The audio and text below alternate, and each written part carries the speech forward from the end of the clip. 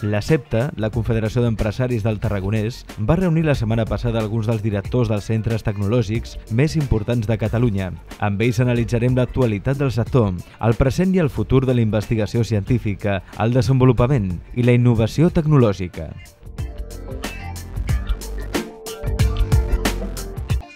Un centre tecnològic, si més no, el nostre centre tecnològic el que pretén és ajudar les empreses a ser més competitives.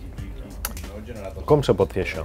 Se pot fer, en el cas de la fusta i el moble, ajudant-les a fer un disseny més acurat a les necessitats del mercat, una millor organització de la seva producció o trobar noves maneres d'arribar fins al client, el que diem innovació en màrqueting.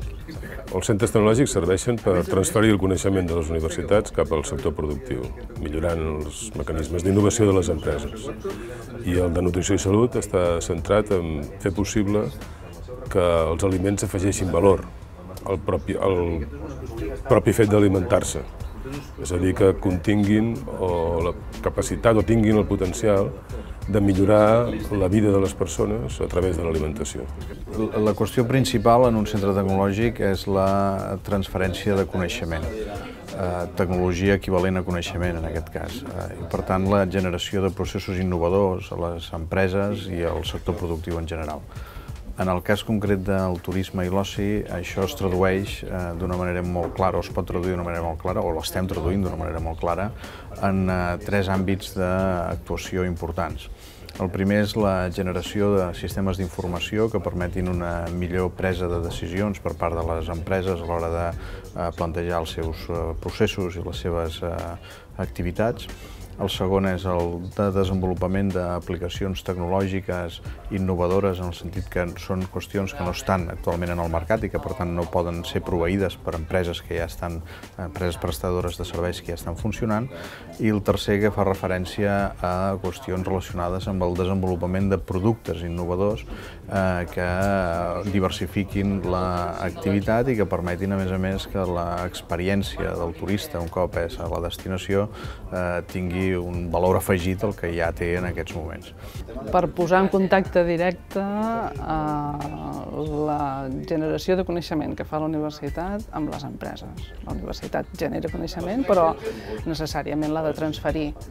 I aquesta transferència és molt més fàcil fer-la a través d'un ens concret, i aquests ens concrets són els centres tecnològics.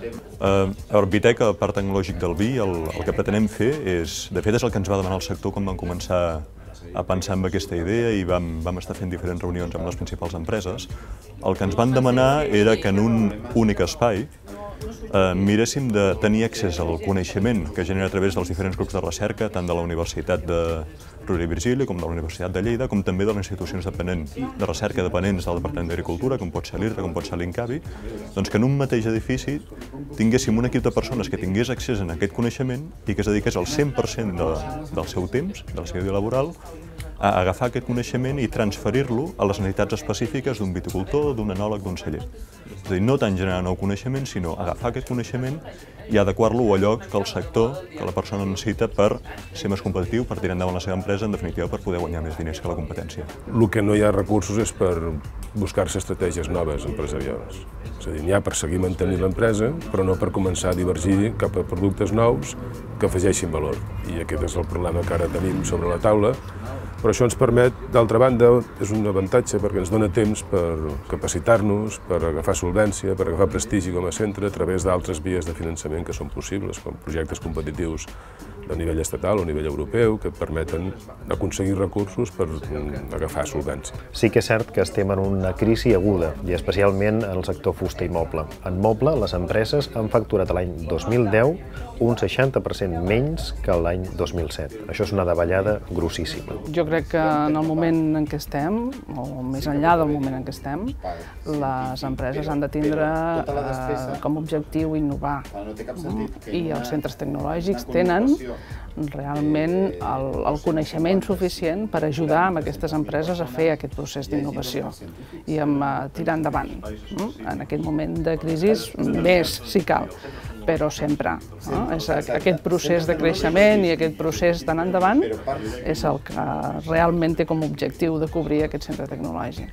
A curt termini, el centre tecnològic pot aportar solucions precisament gràcies a la capacitat que té de poder utilitzar allò que està plantejant-se a llarg termini per poder en un moment determinat donar una solució en el curt.